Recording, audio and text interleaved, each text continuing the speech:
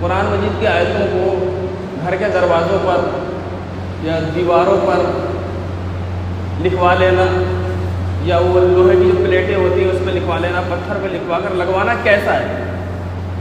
کیا ایسا کرنا چاہیے؟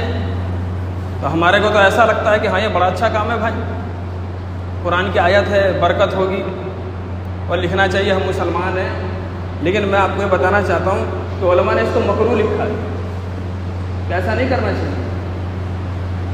قرآن کی آیتوں کے بے ادبی آج نقل ہونی ہے، اگر آپ نے دیوار پہ لکھوائی آج نقل ہونی ہے۔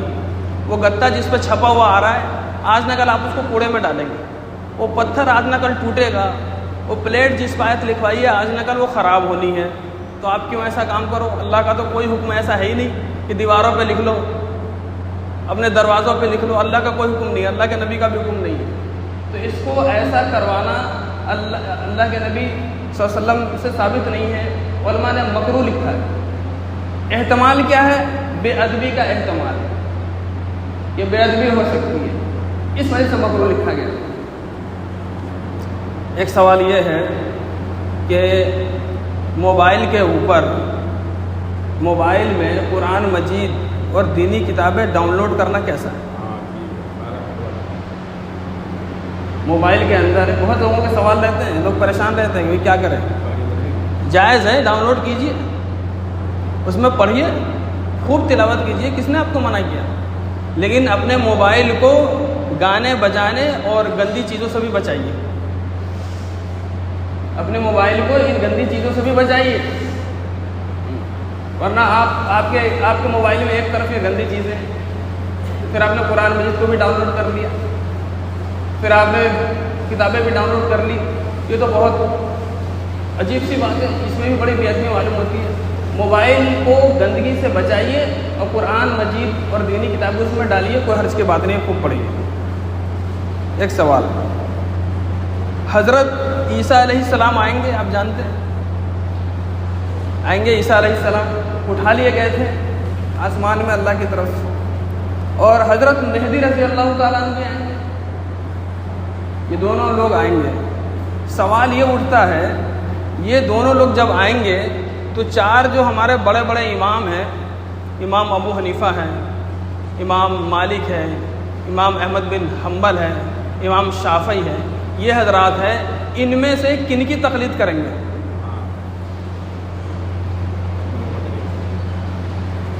یہ چار اماموں میں سے کن کی تقلید کریں گے؟ ارے آپ کو تو پتہ ہی ہے، حضرت عیسیٰ علیہ السلام تو نبی ہیں، وہ تو خود ہی اتنے بڑے عالم ہیں، انہیں ضرورت نہیں پڑے گی کسی کی تقلید کرنے کی، نہ کسی کے تقلید کے محتاج نہیں ہوں گے، وہ خود ہی بہت بڑے عالم ہیں، وہ کسی کی تقلید نہیں کریں گے، وہ خود ہی بڑے عالم ہیں۔ ایسے ہی حضرت مہدی رضی اللہ تعالیٰ یہ بھی بہت بڑے عالم، بہت بڑے عالم اللہ کی طرف سے بھیجے جائیں گے، تو چاروں اماموں میں سے کسی بھی امام کی تقلید پیروی کرنے کے محتاج نہیں ہوں گے۔ سمجھ گئے آپ؟ چلیے جی اگلا سوال کرتے ہیں۔ سوال یہ ہے، اگر کوئی یہ کہے کہ اللہ انصاف نہیں کرتا، اللہ کہے انصاف نہیں، تو اس کا کیا حکم ہے؟ عورتیں گاؤں دیہات میں بہت کہتی ہیں اللہ کو ہم ہی ملے تھے، اللہ کا انصاف نہیں ہے، اللہ نے کتنا بڑا ظلم کر دیا، نعوذ باللہ، لوگ اس طرح کی باتیں کرتے ہیں۔ تو جواب یہ ہے، ایسا کہنے والا کافر ہو جاتا ہے۔ اگر کوئی کہے اللہ کا یہاں انصاف نہیں ہے تو وہ کافر ہے۔ اب اگر اس نے نکاح کر رکھا ہے تو دوبارہ نکاح کرے گا، تو نکاح کی تجدید کرے گا، اسی بیوی سے دوبارہ نکاح کرے گا، چونکہ کافر ہو چکا۔ عورت کہے گی تو عورت کافرہ ہوگی، وہ دوبارہ نکاح کرے گی۔ اس طرح کے جملوں سے بچنا بہت ضروری ہے۔ ایک سوال یہ ہے کہ قبرستان میں ہاتھ اٹھا کر دعا مانگنا کیسا ہے؟ قبرستان میں لوگ جاتے ہیں اور پھر ہاتھ اٹھا کر دعا مانگتے ہیں، مانگیے، کس نے منع کیا آپ کو؟ لیکن آپ کا چہرہ جو ہے نا رخ قبر کی طرف نہیں ہونا چاہیے۔ قبرستان میں ہاتھ اٹھا کر دعا مانگیے، لیکن آپ کا چہرہ قبر کی طرف نہیں ہونا چاہیے۔ اگر قبر کی طرف چہرہ کر کے ہاتھ اٹھا کے دعا مانگیں گے تو اس بات کا اس میں شک ہونے لگ جائے گا کہ شاید یہ قبر سے ہی مانگ رہا ہے، تو قبر سے مانگنے والے تو مشرک ہوتے ہیں، قبر سے مانگنے والے تو مشرک ہوتے ہیں، ہمیں تو اللہ سے مانگنا ہے۔ سوال، جنم دن برتھ ڈے منانا کیسا ہے؟ یعنی ڈیلی کے سوالات. جنم دن منانا کیسا ہے؟ جواب، جنم دن منانا جائز نہیں ہے، برتھ ڈے منانا جائز نہیں ہے، مسلمانوں کا طریقہ نہیں ہے. ہمارے نبی جنم دن نہیں مناتے تھے کیک کاٹ کے، ورنہ صحابہ کرام اس طرح سے مناتے تھے. تو یہ غیروں کا طریقہ ہے. من تشبہ بقوم فہو منہم، جو جس قوم کی مشابہت اختیار کرے گا وہی ہے. تو جنم دن مت منائیے گا غلطی سے بھی. اچھا جی، سوال، کیا ایئر کنڈیشن سے نکلنے والے پانی سے وضو کر سکتے ہیں؟ اے سی سے پانی نکلتا ہے نا، ہمارے یہاں پانی کی دقت ہے، وضو کر سکتے ہیں؟ کر لو وضو. اب تو میں نے ایک اچھا طریقہ بتا دیا. پانی نہیں آ رہا ہے، اے سی چالو کرو، 1 لوٹا پانی جمع کرو، وضو کر لو، کوئی حرج کی بات نہیں. یہ مسئلہ ہے نا بہت خاص، بہت ہمارے یہاں پانی کم آتا ہے، اس لیے مسئلہ مجھے یاد آ گیا. ایسے ہی ایک سوال یہ ہے کہ ہم باہر کسی بڑے مال میں چلے جاتے ہیں، اسپتالوں میں جاتے ہیں، اور کسی سرکاری یا گورنمنٹ بلڈنگ ہوتی ہے اس میں جاتے ہیں. وہاں جو ٹوائلٹ ہے انگلش ٹوائلٹ ہے، انگلش ٹوائلٹ ہے، اور وہ اس میں ہم بیٹھ نہیں سکتے، بیٹھنے کا تو کوئی اپائے نہیں اس میں. تو کیا اس میں کھڑے ہو کے پیشاب کر سکتے ہیں؟ کھڑے ہو کے استنجا کر سکتے ہیں؟ جی ہاں کر سکتے ہیں، مجبوری ہے کیا کریں، لیکن چھینٹوں سے آپ بچ لیجیے. ایسی جگہوں پر کھڑے ہونے کی اجازت ہے جہاں پر بیٹھنے کی گنجائش نہیں ہے، کیونکہ بیٹھنے میں تو اور ناپاک ہے، کیسے بیٹھیں گے؟ تو اس لیے کھڑے ہونے کی وہاں پہ گنجائشیں کر سکتے ہیں. ایک سوال یہ ہے، مصنوعی بال، لوگ وگ لگاتے ہیں، وگ نقلی بال لگا لیتے ہیں. تو نقلی بال لگانے کے بعد غسل اس پہ صحیح ہو جائے گا نہیں ہوگا؟ آج کل چل رہا ہے بہت ٹرینڈ میں، لوگ نقلی بال لگاتے ہیں. تو بھائی آپ سمجھ لو، نقلی بال لوگ 2 طرح کے لگاتے ہیں. ایک بال وہ ہے جو آپ کے سر کا حصہ بن جاتا ہے، اس کو گونتھ دیتے ہیں آپ کے سر میں مشین کے ذریعے سے، بال آپ کے سر کے اندر ہی وہ ہمیشہ رہتا ہے، تو اس کو آپ نکال نہیں سکتے. ایک وگ اس طرح وہ مہنگا سسٹم ہے. تو اگر وہ والا آپ نے لگوا لیا کہ آپ کے بال جو ہے آپ کے سر کا حصہ بن گئے ہیں آپ کے سارے بال، تو اس میں کیا ہے کہ اب اسی بال کو آپ دھوتے رہیے، اسی پر جیسے اصلی بال ہے وہ بھی اصلی بال کہلائے، اس میں کوئی دقت کی بات نہیں ہے. جو حکم اس بال کا وہ حکم اس بال کا. لیکن ایک کیا ہوتا ہے، سستا والا سسٹم ہوتا ہے، آپ الگ سے سر پہ ڈال کے چپکا لو، اس میں کچھ چپکانے کا سسٹم ہوتا ہے، چپکا لیجئے اور باہر گھوم پھر کے آئیے، جب گھر میں سونا ہو نکال کے پھر رکھ دیجیے. تو جو یہ والا ہے تو اس میں پانی سر کے اندر، وہ جو جس چیز کو انہوں نے خود ہی بال چپکا رکھے ہیں، جو آپ سر میں لگا رہے ہیں، پلاسٹک ٹائپ کا وہ سسٹم ہوتا ہے، تو اس کے اندر سے پانی نیچے آپ کے سر میں نہیں پہنچے گا. تو اب اس کا نہ غسل ہوگا نہ وضو ہوگا.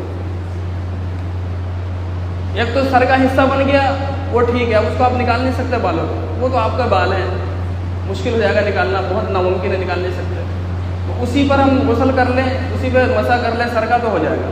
لیکن جو دوسرا والا ہے جس کو ہم نکال سکتے ہیں صبح شام دوپہر، اس کے لیے غسل کرنے کے لیے اس کو نکالنا ضروری ہے. یہ ہمارے جسم کا حصہ نہیں ہے، یہ ہمارے جسم کا حصہ نہیں ہے.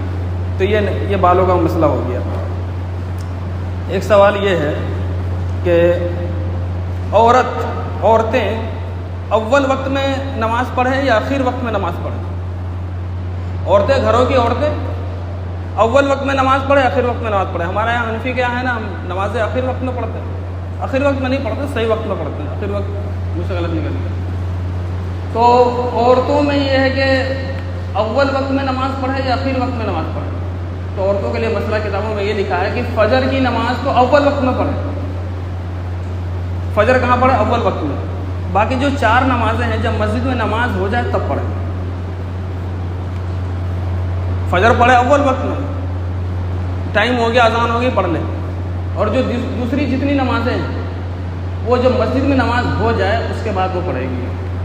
یہ مسئلہ لکھا ہوا، بہتر لکھا، افضل لکھا ہے. اگر پہلے بھی پڑھ لے گی تو نماز ہو جائے گی، لیکن افضل طریقہ یہاں یہ لکھا گیا ہے. ایک سوال یہ ہے کہ فجر کے وقت کا، ہاں جی یہ بہت اہم سوال ہے، فجر کے وقت کے ختم ہونے کا اعلان کرنا کیسا ہے؟ گاؤں دیہات میں اور بہت شہروں میں یہ ایک رواج بنا ہوا ہے کہ جیسے ہی فجر کا وقت ختم ہوتا ہے مؤذن جا کے کھڑا ہو جاتا ہے مائک پر اور اعلان کرتا ہے یہ فجر کا وقت ختم ہو گیا، کھانا پینا بند کر دیں. ایسا لگتا ہے سحری کا اعلان کر رہا ہے. فجر کا وقت ختم ہو گیا، اب کوئی نماز نہ پڑھے، اب طلوع آفتاب کے 20 منٹ کے بعد نماز پڑھے، ایسا اعلان ہوتا ہے. یہ اعلان ثابت نہیں ہے، یہ اعلان کرنے والا گنہگار ہے، بدعت ہے. بدعت کہنے میں کوئی حرج نہیں ہے، کہیں سے ثابت نہیں ہے. یہ کیا آپ کا بس چلے تو فجر کا وقت ختم ہونے کی اذان نہ کہیں دے دو. اب گھروں میں کیا ہو گیا، عورتوں کو اس کی اتنی عادت پڑ گئی ہے کہ اس کو لگتا ہے ہاں یہی فجر کا وقت ہے. وہ امام صاحب نے ابھی وہ مؤذن صاحب نے اعلان کہا کیا وقت ختم ہونے کا، وہ اس کا انتظار کرتی ہے کیونکہ اذان تو سنتی نہیں، سوئی رہتی ہے. اس کا انتظار کرتی ہے کہ وقت ختم ہو گیا، اس کے 20 منٹ بعد ہم قضا نماز پڑھیں گے. یہ اعلان کرنا درست نہیں ہے. اتنی سمجھداری کے کام ہمیں نہیں کرنے چاہیے. جس کو ہمیں کہا نہ گیا وہ کرنے کا، جتنا کام کہے گا اتنا ہی کرنا چاہیے. سوال، کرسی پر نماز پڑھنا کیسا ہے؟ لو جی، کرسی پہ نماز پڑھنا کیسا ہے؟ جتنے سوال میں نے جواب بتائے آپ لوگوں کو لگا ہوگا روزانہ کے ہیں. کرسی پہ نماز پڑھنا کیسا ہے؟ میں وہاں گیا تھا حیدرآباد جماعت میں، تو وہاں ایک مسجد میں ہم گئے گشت کے لیے، تو وہاں اتنی ساری کرسیاں لگی ہوئی تھی، مجھے لگا کوئی پروگرام ہونے والا ہے. میں دھوکے میں پڑ گیا چونکہ وہاں کچھ پانی میں دقت ہے کیا ہے، وہاں کے لوگوں کے گھٹنے میں درد بہت ہوتا ہے. اب ایک طرف 50-60 کرسیاں لگی ہوئی، ایسا لگا مسجد میں نہیں سنیما ہال میں آ گئے، کوئی پروگرام ہوگا یہاں پر. تب جب لوگ آنے لگ گئے تو میں نے دیکھا نہیں تو نماز پڑھیں گے اس پہ بیٹھ کے. تو اب مسئلہ سن لیجئے، جو لوگ زمین پر بیٹھ کر رکوع اور سجدہ کر سکتے ہیں، سنیے مسئلہ، جو لوگ زمین پر بیٹھ کر رکوع اور سجدہ کر سکتے ہیں ان کی نماز کرسی پہ بیٹھ کے نہیں ہوگی. کیوں نہیں ہوگی کرسی پہ بیٹھ کے؟ کیونکہ سجدہ کرنے پہ قادر ہے، کر سکتا ہے، اور کرسی پہ جو سجدہ کرے گا وہ اشارہ ہے، سجدہ نہیں ہے، سجدے کا اشارہ ہے.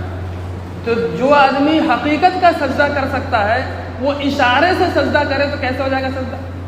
تو سجدہ نہیں ہوا تو نماز نہیں. اس لیے کہ بیٹھ کے آپ پڑھ سکتے ہیں، نیچے بیٹھ کے پڑھو. یہ کرسی پہ آسمان میں بیٹھنے کی ضرورت نہیں ہے. کرسی پر بیٹھ کے تو میں تو 24 گھنٹے ایسے بیٹھا رہوں گا، نماز پڑھتا رہوں گا. اتنا یہ ریلیف موڈ ہے، مجھے کیا دقت ہے؟ تو کرسی پہ نماز عام طور سے نہیں ہوتی. یہ کرسیوں کا مسجد میں لگانا ایسے یہ اس چیز کو بڑھاوا دینا ہے. تو آؤ کرسی پہ بیٹھ کے نماز پڑھو. چلو جی،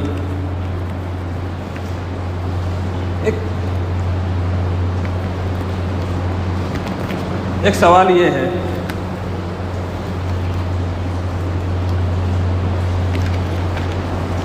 کہ قالین پر سجدے کا کیا حکم ہے؟ بہت مسجدوں والے قالین لگاتے ہیں.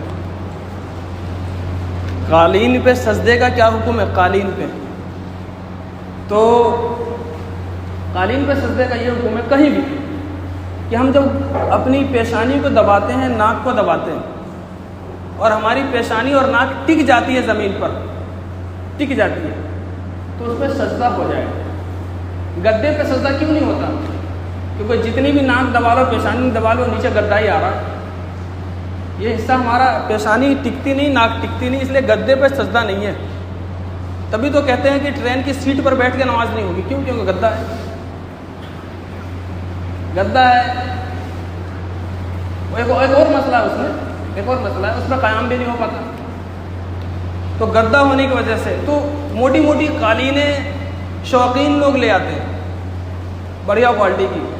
اب اس پہ ہم سجدہ کریں تو پیشانی اور ناک اگر نہیں ٹکتی تو یہ سینکڑوں اور ہزاروں روپے کی قالین آپ کے نماز کو روک رہی ہے، خراب کر رہی ہے.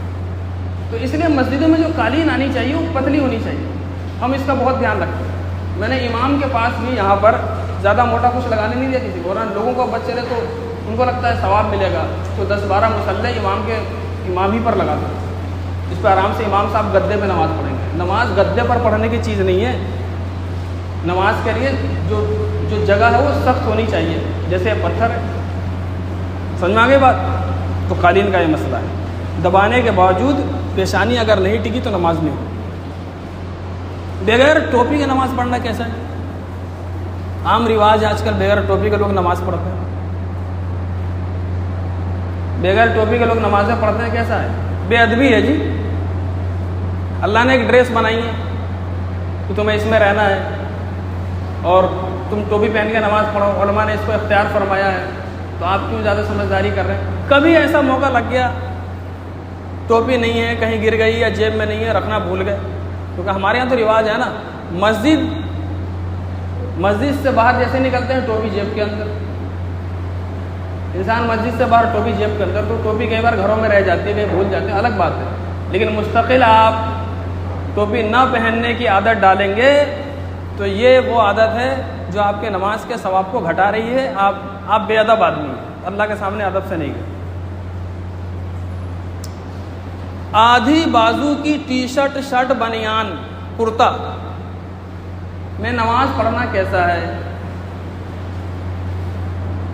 آدھی ہاف ٹی شرٹ، بنیان وغیرہ، کرتا وغیرہ ہے، علماء نے لکھا مکروہ ہے جی، مکروہ لکھا اس سے، کبھی مجبوری ہو گئی الگ بات ہے، عادت ڈالنا صحیح نہیں، مکروہ ہے، اچھے سے سمجھ لو۔ ایک سوال، ٹخنے سے نیچے یا ٹخنے سے نیچے پاجامہ، لنگی، پینٹ، یہ سب پہننا کیسا ہے؟ یہ بہت بڑا گناہ ہے، گناہ کبیرہ ہے اور حرام ہے۔ ٹخنوں سے نیچے مردوں کے لیے پاجامہ، لنگی، شلوار، پینٹ، یہ سب پہننا بہت بڑا حرام ہے، گناہ کبیرہ ہے، اس سے توبہ کرنی چاہیے۔ اور عورتوں کا ٹخنے سے اوپر پہننا حرام ہے، ان کو توبہ کرنی چاہیے۔ تو آج کل تو میں یہی دیکھ رہا ہوں، عورتوں کی پینٹیں ٹخنوں سے اوپر ہو گئی ہیں، مردوں کی ٹخنوں سے نیچے چلے گئی ہیں، کیا ہوگا اللہ ہی جانے۔ چلیے جی، لپسٹک لگا کر وضو کرنا عورتوں کے لیے کیسا ہے؟ لپسٹک لگا کے وضو کرنا کیسا ہے؟ اب لپسٹک لگانے میں دیکھنا پڑے گا وہ کون سا لگاتی ہے۔ اگر وہ کسی ایسا لپسٹک لگاتی ہے جس میں وہ اشیاء، وہ چیز ان چیزوں سے بنی ہوئی ہے جو جائز نہیں ہے، حرام چیزوں سے بھی تو بنتی ہے، پتہ نہیں کیا اس میں ملاتے ہیں، اور اس کے لگانے کے بعد اگر پانی ہونٹ پر نہیں پہنچتا، ہونٹ کی کھال پہ پانی نہیں پہنچتا، اب لیا اس نے تھوپ تھاپ لیا، اور اس کو تو لگ رہا ہے کہ وہ اچھی لگ رہی ہے، اسے کیا پتہ سب سے بری وہی لگ رہی ہے، بہرحال تو اس نے پورا تھوپ تھاپ لیا، اب وضو کرنے چلے گی جامع مسجد، نماز پڑھے گی، آج کہاں پڑھے گی؟ جامع مسجد پڑھتی ہے وہاں۔ ارے تو نماز پڑھ رہی ہے، پتہ نہیں کتنے کی نمازیں تو نے خراب کر دی، جامع مسجد کے وضو خانے پہ لاؤ جی ہم بھی وضو کر لیں، چلو بہنا آپ بھی وضو کر رہے ہو، بہن کیسے بول رہا ہے تو کیا بولوں آپ کو، یہ حالات ہے۔ تو اگر وہ پانی اس کے ہونٹ کے نیچے، ہونٹ کی کھال پہ پہنچ گیا لپسٹک لگانے کے بعد، اور لپسٹک میں حلال چیزیں ملی ہوئی ہیں، تب تو وضو ہو جائے گا، اور کچھ ایسا اس میں ہے کہ پانی نیچے نہیں پہنچتا تو پھر اس کا وضو نہیں ہوگا، پھر وہ گھر جا کے نماز پڑھے، جامع مسجد تو نہ پڑھے۔ سوال، ناخن، بغل کے بال، زیر ناف اگر 40 دن سے زیادہ چھوڑے رکھا تو اس حالت میں نماز پڑھنا کیسا ہے نا؟ ڈیلی نیڈ ہے، جتنے سوال ہیں روزانہ کے ہیں آپ کے، آج یہ بیان آپ کے بہت کام آئے گا انشاءاللہ۔ ناخون، بغل کے بال اور جو بال کاٹنے کے زیر ناف وغیرہ، ان کو 40 دن سے چھوڑے رکھنے والا گنہگار ہے، اور نماز بھی اس کی مکروہ ہو جائے گی، نماز بھی مکروہ ہے، ایسا کرنے والا گنہگار ہے، یہ اچھی بات نہیں ہے۔ چلو جی، سوال بہت اہم سوال ہے، بہت اہم سوال ہے۔ فجر کی سنت جماعت شروع ہونے کے بعد کب تک پڑھی جا سکتی ہے؟ فجر کی سنت جماعت شروع ہو گئی، ادھر جماعت ہو رہی ہے، لوگ آ کے سنتیں پڑھ رہے ہیں، پہلے تو آپ یہ سمجھ لیجئے کہ فجر کی سنت جب جماعت ہو رہی ہے تو جماعت کے پیچھے پڑھنا مکروہ تحریمی ہے، جماعت آگے ہو رہی ہے، پیچھے یہ اپنی پڑھ رہا ہے، مکروہ تحریمی لکھا ہے علماء نے اس کو، مکروہ تحریمی۔ آپ گھر سے پڑھ کے آئیے، مسجد میں کسی آڑ میں پہلی منزل پہ جہاں لوگ نہیں وہاں پڑھ لیجیے آپ، لیکن جو مستقل جماعت ہو رہی ہے ان کے پیچھے مت پڑھیے. ایک بات تو یہ. دوسرا کیا ہے کہ کب تک یہ پڑھ سکتے ہیں؟ جماعت شروع ہو گئی تو امام صاحب جب بیٹھے ہوئے ہوتے ہیں، وہ بیٹھک ملنے کی اگر امید ہے تو آپ وہ 2 رکعت سنت پڑھ لیجئے، کیونکہ سنت مؤکدہ یہ اس کی اتنی اہمیت ہے کہ جتنی بھی تاکید آئی ہے، جتنی بھی سنتیں ہیں مؤکدہ، اس سے زیادہ اس کی تاکید ہے. مطلب واجب تو نہیں ہے لیکن واجب سے کم بھی نہیں. اس سنت کا یہ حال ہے، واجب نہیں ہے لیکن واجب سے کم نہیں. اگر واجب مان لیجیے 100 نمبر کا واجب ہے تو اس کو 90 نمبر دیے گئے، بس اتنا ہی کم ہے. اس کے واجب ہونے میں تھوڑا سا فرق ہے. تو آپ کو ایسا لگتا ہے اور آپ کو لگے کہ نہیں یہ 2 رکعت پوری نماز ہی میری چھوٹ جائے گی امام صاحب والی، اگر میں نے نماز شروع کر دی تو بھائی آپ اس میں آ کے جڑ جاؤ، آپ پھر سنت نہ پڑھو. چلو جی، ایک سوال یہ بھی ہو. شادی کے موقع پر یہ یو پی کا رواج ہے، یہ یو پی کا رواج ہے جس کو لوگ دلی میں بھی اپنا رہے ہیں. سن لیجئے، آپ کو تو اچھا لگتا ہوگا لیکن بات اچھی نہیں. شادی کے موقع پر مسجد میں رقم دینے کی رسم کیسی ہے؟ یہ رسم ہے، بدعت ہے، اس سے اللہ راضی نہیں ہوگا. لگتا ہے نا ہمیں. یو پی کے بعض علاقوں میں مستقل ان کا فکس ہے کہ مسجد میں اتنے دے گا، مدرسے میں کیوں دے گا؟ وہ کیوں دے گا بھیا مسجد مدرسے میں؟ اور بھی تو موقع ہیں دینے کے. اس کو مکروہ لکھا، بدعت لکھا، یہ صحیح نہیں ہے دینا. یہ رسم رواج ہمارے یہاں کہیں سے ثابت نہیں ہے. اور موقع پہ مسجد کو دیتے رہیے. مانگتے رہتے تب تو دیتے نہیں، جب منع کر رہے ہیں تب آپ دے رہے ہیں. بزنس میں، تجارت میں جھوٹ بولنا کیسا ہے؟ کچھ لوگ کہتے ہیں ہمارے علاقے میں، ارے بھائی کام دھندے میں تو جھوٹ جائز ہے. کام دھندے میں جھوٹ جائز ہے، پھر کام دھندا کہے کا؟ پھر تو فراڈ ہی ہو گیا. من کا شف علیہ سمجھ نہیں، جھوٹ بول بول کے کام کر اور دھوکہ دے. اللہ کے نبی نے فرمایا ہم میں سے نہیں. کام دھندے میں کہیں بھی جھوٹ بولنا جائز نہیں ہے. اب کیوں جھوٹ بولنا ہے؟ اللہ کے نبی صلی اللہ علیہ وسلم سے ایک صحابی نے پوچھا، یا رسول اللہ، ایک مسلمان کائر ہو سکتا ہے، بزدل ہو سکتا ہے؟ کہا ہو سکتا ہے. اور بھی کئی سارے گناہ گنوائے انہوں نے. پھر پوچھا، یا رسول اللہ، کیا ایک مسلمان جھوٹ بول سکتا ہے؟ تو آپ نے کہا نہیں، مسلمان جھوٹ کبھی نہیں بول سکتا. یہ تو نفاق کی علامت ہے کہ جب بات کرے تو جھوٹ بولے. یہ ایمان کی علامت نہیں، یہ تو نفاق کی علامت ہے. فلٹر پانی کا کاروبار کرنا کیسا ہے؟ لوگ پوچھتے ہیں. پانی فلٹر لوگ کر کے بیچتے ہیں، اپنا پیکنگ ویکنگ کرتے ہیں، مشینیں لگاتے ہیں. یہ کام کرنا کیسا ہے؟ جائز ہے، کرو بھائی، بہت اچھا کام ہے. کس نے منع کیا آپ کو کرنے سے؟ ایک سوال ٹیلر حضرات کے لیے. درزی بچا ہوا کپڑا درزیوں کا رکھ لینا کیسا ہے؟ اکثر الا ماشاء اللہ کوئی ایسا درزی ہوگا جو بچا ہوا کپڑا نہیں رکھتا ہوگا. درزیوں کا بچا ہوا کپڑا رکھ لینا جائز نہیں ہے، حرام ہے. جس کپڑے کی سلائی اس نے کری ہے تو بچا ہوا کپڑا اسی پیکٹ میں ڈال دے اور واپس کر دے، لو جی آپ کا کپڑا. نہ درزی خطرے میں ہے. ایک سوال،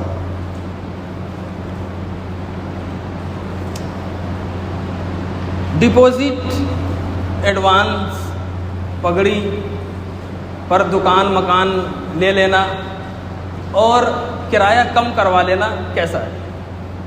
بہت عام ہو گیا مسئلہ. اب کرایہ لوگوں نے اتنا بڑھا دیا ہے.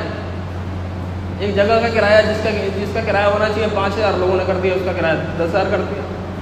تو اب دوسرا رخ یہ بنا ہے کہ لوگ ڈپوزٹ پہ لے رہے ہیں، ایڈوانس دے دیتے ہیں، لو جی 5 لاکھ روپے رکھ لو، کرایہ کیا کہ 500 روپے دیں گے آپ.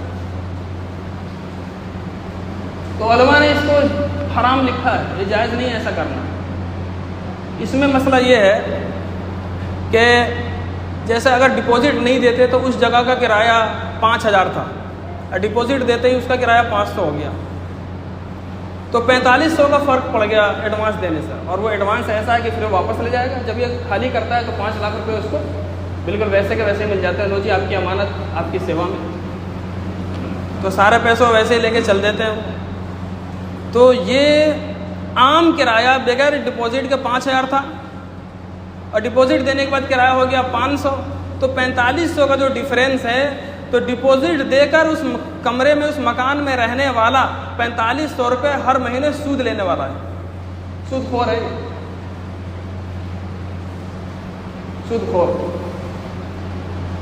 ڈپازٹ، اور وہ سود دینے والا ہے مکان کا مالک۔ اب تو اس سے بھی آگے بات چلی گئی ہے، اس سے بھی خطرناک بات ہو گئی ہے کہ مکان مالک خود اپنے مکان میں پیسے لے کر خود کرایہ دیتا ہے ڈپازٹ دینے والے۔ یہ کیا چیز ہے جی؟ نئی نئی اسکیم آپ لے کر آتے ہیں۔ ارے بھائی جھوپڑی میں رہ لیجئے، اور بچوں کو شہر میں نہیں رہ سکتے تو گاؤں میں بھیج دیجئے، لیکن حرام کام مت کیجئے، اللہ تعالیٰ آپ کی حفاظت کرنے والا ہے۔ دوسرا ایک سوال یہ ہے کہ منی ٹرانسفر والے،